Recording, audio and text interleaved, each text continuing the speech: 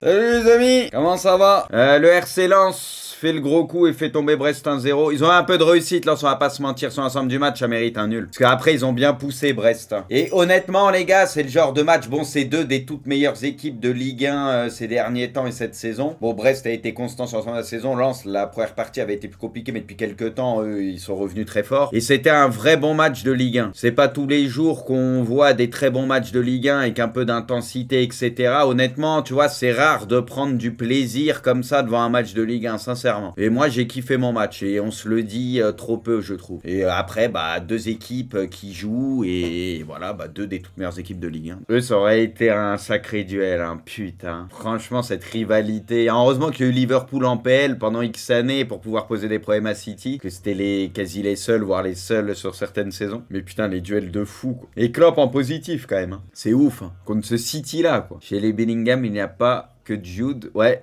son frère, il fait aussi le job. Mais lui, je sais pas, à chaque fois, t'as l'impression qu'il met des buts de ouf. Ah ouais.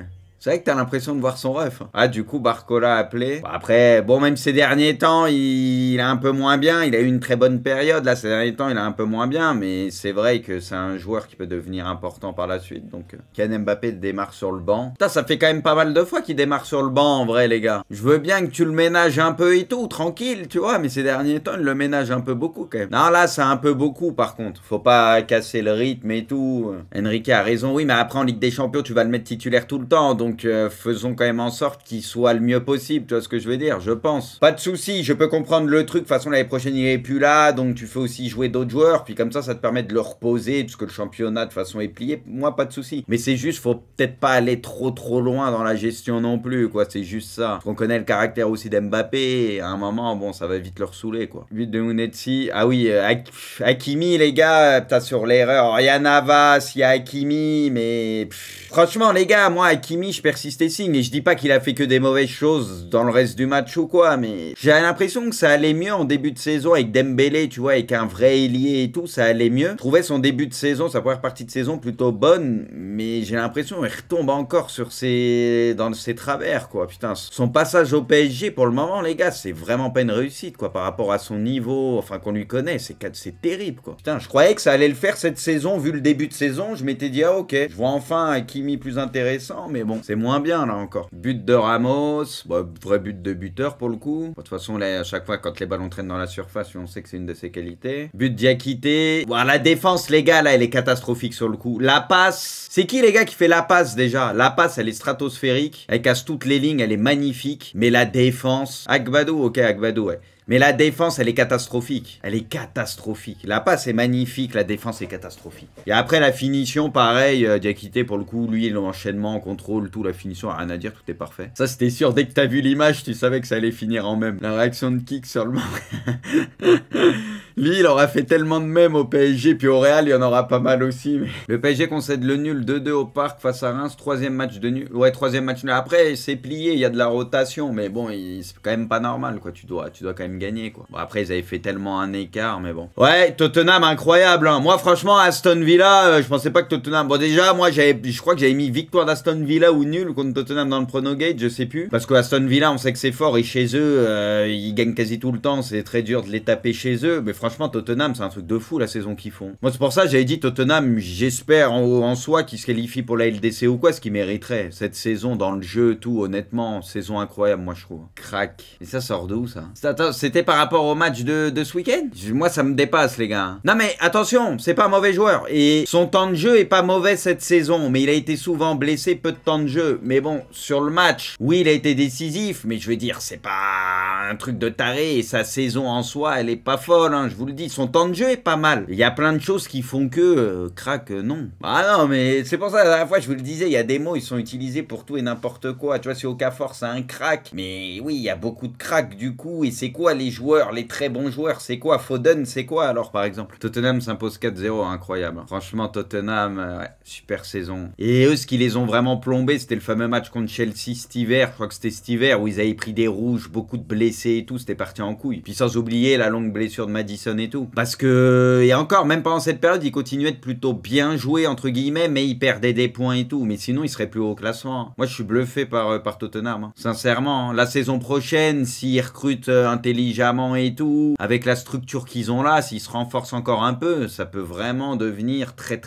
sympa. But de Stones. Ouais, et sur le coup, les gars, ils en ont parlé après, et moi, sur le coup, ça m'a fait penser à ça. Ça m'a fait penser, même si ça n'a rien à voir, il y a quelques similitudes, mais ça faisait penser au but du Barça. Contre le Barça de Trent, là, le corner rapide un peu. Je sais pas si vous avez fait cette impression, parce que c'était au premier poteau et tout. C'était...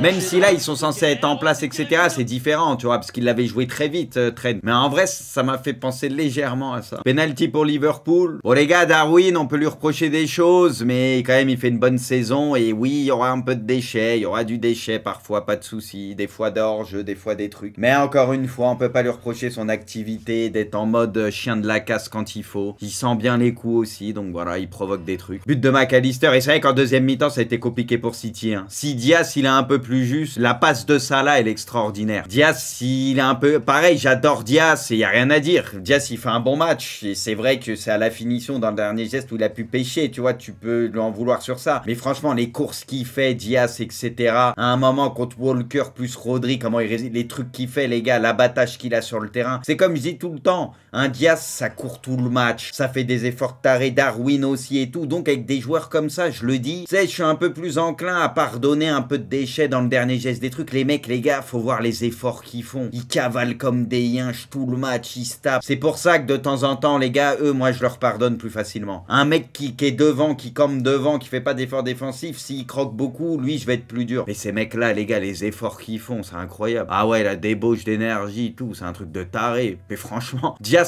c'est un animal. Mais c'est pas possible comment il cavale, ce mec. On le sait, mais les duels qu'il fait, mais il fait des courses de 50 mètres, l'autre, il remet ça 3 minutes après. Mais c'est un truc de taré. L'énorme raté, ouais. C'est là la passe. Putain, la passe a été parfaite.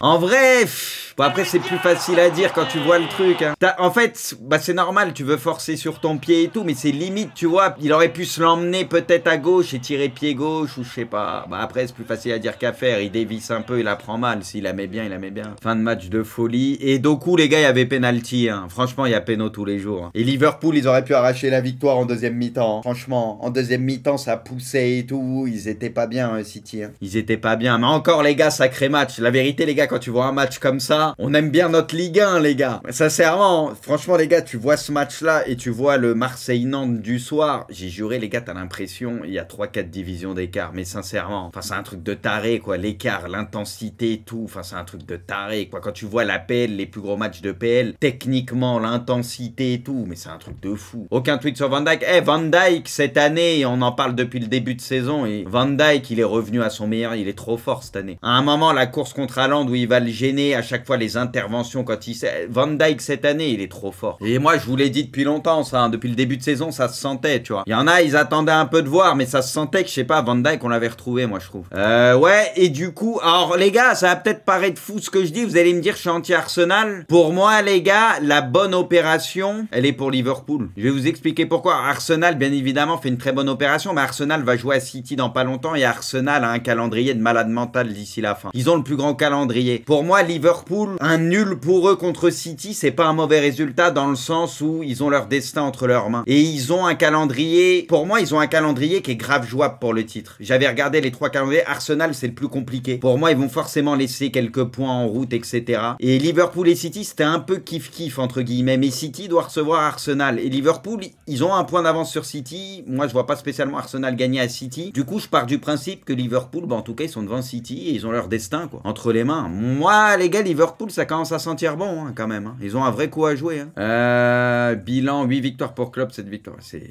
incroyable. Un des plus beaux duels d'entraîneurs. Hein. Mais Klopp, il va revenir vite. Moi, je pense qu'il fait une année, il va faire une année de pause et il va revenir vite. Il va revenir soit en Liga, soit en Bundes. Comme ça, ce sera pas aussi un rythme effréné comme la PL, etc. Et puis voilà. Mais ça va trop vite lui manquer. Tu le vois, le mec, il est trop fait pour ça. Il vit pour ça. Quelle fin de match à Lille d'un doublé en 6 minutes en fin de match. Ouais, David, ouais. Putain, bah là, ça arrange les équipes du haut de tableau et même ceux derrière, ceux qui veulent recoller, ça arrange tout le monde, ce nul. Le Real retrouve le goût de la victoire et s'impose 4-0.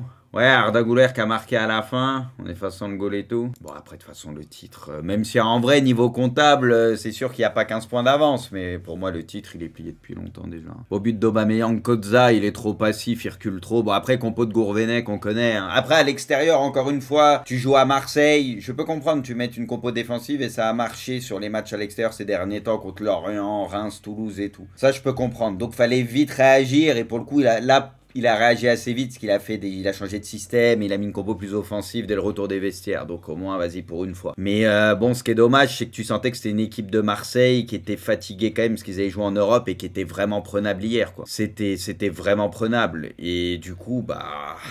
Le truc, c'est que tu te crées des situations, il aurait dû avoir un penalty, voilà, qu'ils n'ont pas eu même dans l'équipe, ils en ont parlé, etc. Je sais pas si vous avez vu, apparemment il y avait bien penalty. T'as laissé passer ta chance et derrière, bah tu te fais punir, quoi. Tu te fais punir. Bon, là, à fond, sur le deuxième but, pas irréprochable, je trouve, sur la trajectoire et tout, puis bon, la défense tout court. De toute façon, c'était pas à Marseille que t'es censé cocher, prendre des points ou ce que tu veux, même si, bon, c'était à Marseille, comme j'ai dit, où il y avait moyen de prendre peut-être un point au moins. En espérant que contre Strasbourg, à domicile, le week-end prochain, Nantes commence avec une compo à 4 derrière, avec plus d'offensifs, en sachant que Strasbourg est pas bien aussi. J'espère juste que ça va jouer, quoi. L'OM enchaîne. Hein. Et par contre, l'OM, les gars, c'est là qu'on va voir. Bon, depuis Gasset, y a rien à dire, hein, que des victoires, tu prends les points. Là, c'était peut-être le match le plus compliqué en soi, mais parce que t'avais eu la Coupe d'Europe et tout, t'as pas senti un Marseille très très bon, et surtout en deuxième mi-temps, quand Nantes a joué avec un autre système et tout. Mais là, Marseille, ils ont un calendrier de taré. Hein. J'avais vu leur calendrier, par contre. Ok, ils sont remontés au classement, mais quand tu vois ce qu'ils vont jouer,